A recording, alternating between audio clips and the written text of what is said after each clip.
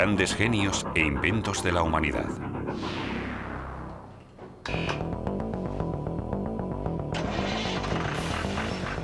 La fuerza de la atracción, un fenómeno que el hombre ha conseguido aprovechar de muchas maneras.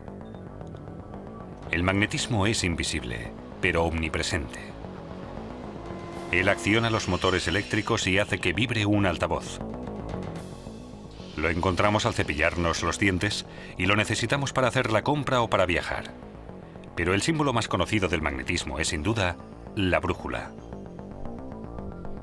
No podemos percibir directamente los campos magnéticos, pero podemos hacerlos visibles.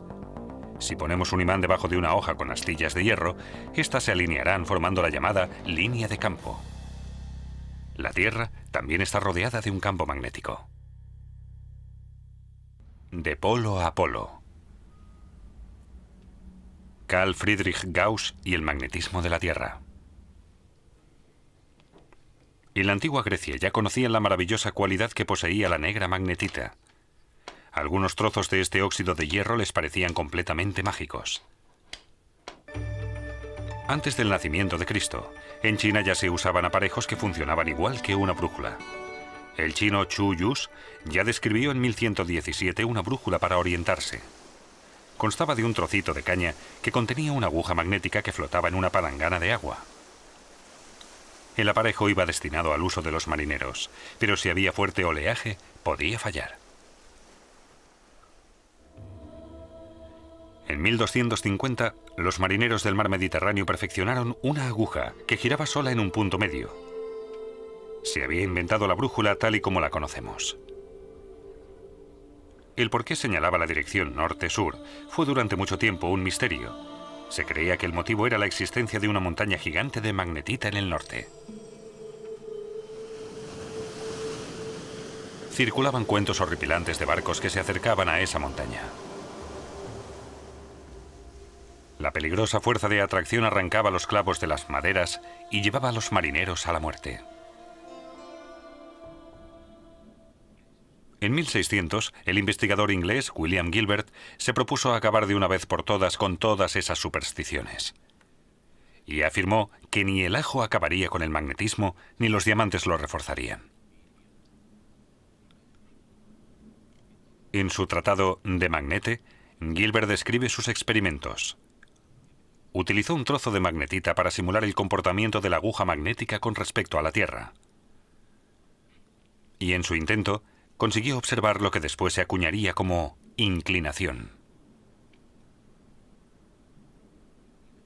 Solo directamente en el ecuador, la aguja permanecía horizontal.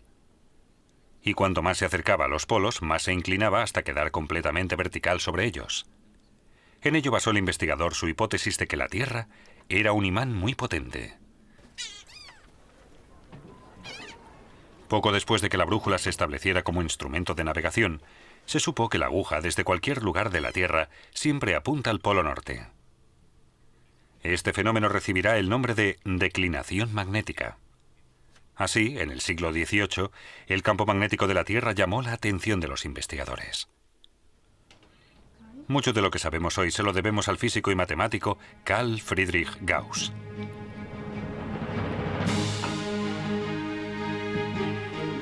Él estableció las bases del estudio sistemático del campo magnético de la Tierra.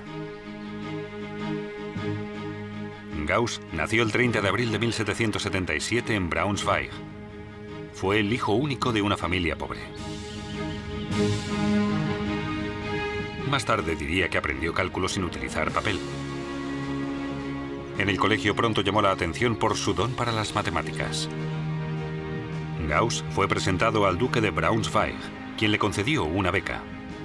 De esa forma, pudo estudiar secundaria y después ir a la universidad. Cuando su mecenas murió en la guerra, a Gauss se le ofreció una cátedra de matemáticas en la Universidad de Göttingen, y allí fue director del observatorio. Pero el destino lo puso a prueba. El mismo año murieron su padre, su esposa y el menor de sus 3 hijos.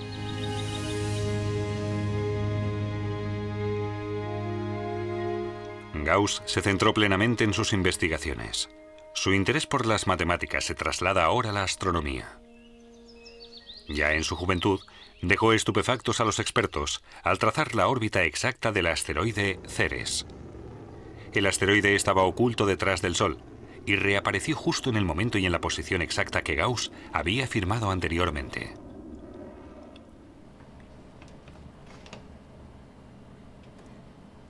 El heliotropo, un aparato que inventó Gauss en 1916 cuando se le encargó el estudio geodésico del Reino de Hannover.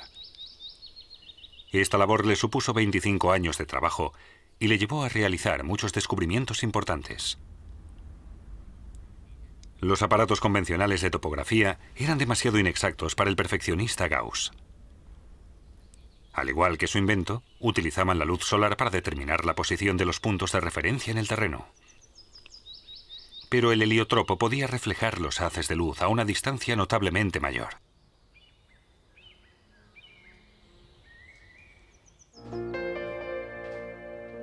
Carl Friedrich Gauss fue un genio universal. No hubo casi ningún campo de las ciencias naturales que no captara su interés. En el ámbito de las matemáticas calculó la curva de la distribución normal que lleva su nombre. No es una representación abstracta, sino una regla que se puede observar a menudo en la naturaleza. Por ejemplo, en el tamaño de las patatas. Hay muy pocas pequeñas que se salgan de la media y muy pocas mucho más grandes que el resto.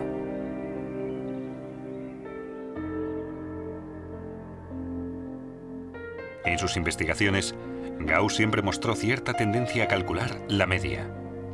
Registró muy pocas obras que no citaran el promedio. Dibujó un diagrama de estadística que dio como resultado una curva en forma de campana. Pero volvamos a su verdadera pasión, el magnetismo de la Tierra. Adelante. Sí, hola, traigo un mensaje. Ajá. De un famoso científico que nos hace... En 1832, el naturista Alexander von Humboldt le pidió a Gauss su colaboración. Quería construir una red a nivel mundial para la observación del magnetismo de la Tierra. Gauss y su colega Wilhelm Weber se entusiasmaron con la iniciativa.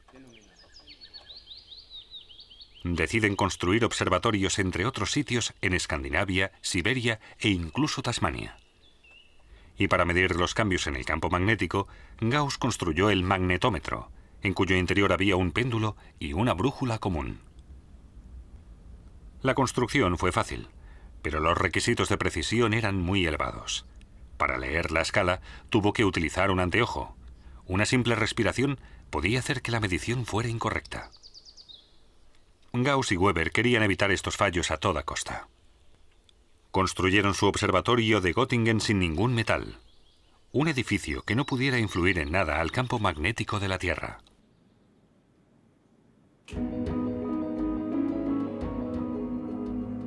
Allí investigaron los dos, a veces hasta el agotamiento, valorando mediciones de 24 y 36 horas en 5 minutos.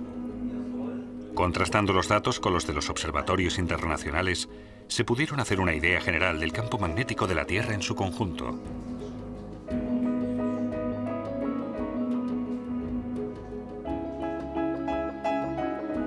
Casi paralelamente a esto, Gauss y Weber construyeron juntos el primer telégrafo operativo.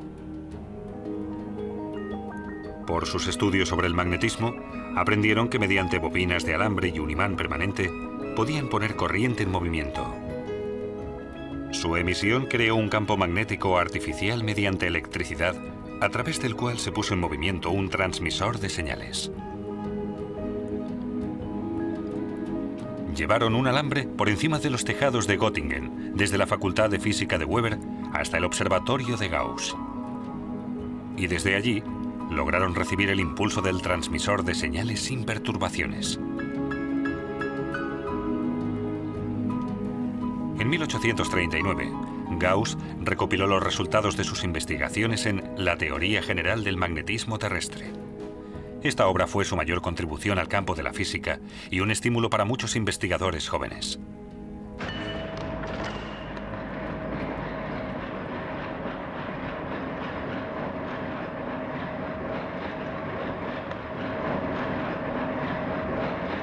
El director del observatorio de la Universidad de Múnich, Johann von Lamont, se interesó 10 años después por las fluctuaciones del campo magnético terrestre. Él la relacionaba directamente con la actividad de las manchas solares. Hoy se sabe que las enormes erupciones de la superficie solar generan partículas altamente energéticas. Si los vientos solares chocan con la atmósfera, se cargan de electricidad y causan fluctuaciones en el campo magnético terrestre. Lamont acertó de lleno con su teoría. Sin campo magnético, la Tierra sería un planeta muerto. El campo protege la vida de los vientos solares altamente energéticos. Sin este escudo, la evolución habría sido muy diferente. No habría podido existir vida fuera del agua. En los polos, el campo magnético está más cerca de la superficie terrestre. Por ello, las tormentas solares penetran más en la atmósfera. Cuando se averían las líneas de alta tensión de largo recorrido instaladas en el norte, se manifiesta la potencia destructiva del Sol. El fuerte campo magnético provoca altas corrientes eléctricas que destruyen elementos ultrasensibles como los transformadores. ¿Pero de dónde procede el campo magnético de la Tierra? La idea de que el planeta tenía en su interior un imán gigante no tardó en descartarse. En 1919, Joseph Larmor consiguió dar una explicación plausible. El núcleo externo de la Tierra, un líquido caliente, está a unos 3.800 grados, y el núcleo interno, sólido, a unos 1.500 grados más. Por ello se producen fuertes corrientes en el interior. La rotación de la Tierra desvía esas corrientes, que se mueven en espiral paralelamente al eje terrestre. El núcleo externo de la Tierra contiene metales y es conductor eléctrico. Como una dinamo, produce electricidad y se crea el campo electromagnético. La fuerza del campo siempre está variando. La posición de los polos magnéticos cambia constantemente. El polo norte, solo en estos últimos 100 años, se ha movido 10 kilómetros. El campo magnético ha llegado a desaparecer y reaparecer poco después, a veces con la polaridad opuesta.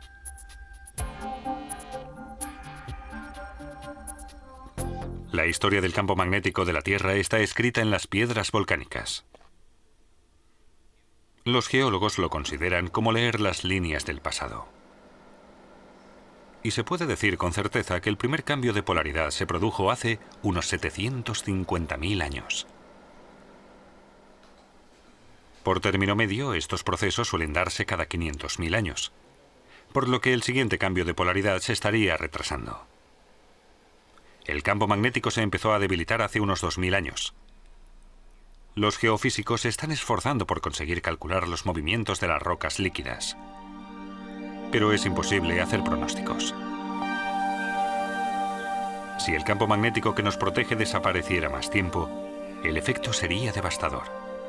El Sol, que hizo posible la vida, la haría desaparecer despiadadamente. El material genético tendría una reacción extrema a los vientos solares, y la consecuencia serían los defectos genéticos. Numerosas especies se extinguirían bruscamente, ya que los pájaros, los peces o las tortugas usan el campo magnético para guiarse. Estarían completamente desorientados en sus migraciones. Desde el punto de vista técnico también es importante un campo magnético estable. La mayoría de los fallos de los satélites se deben a turbulencias electromagnéticas.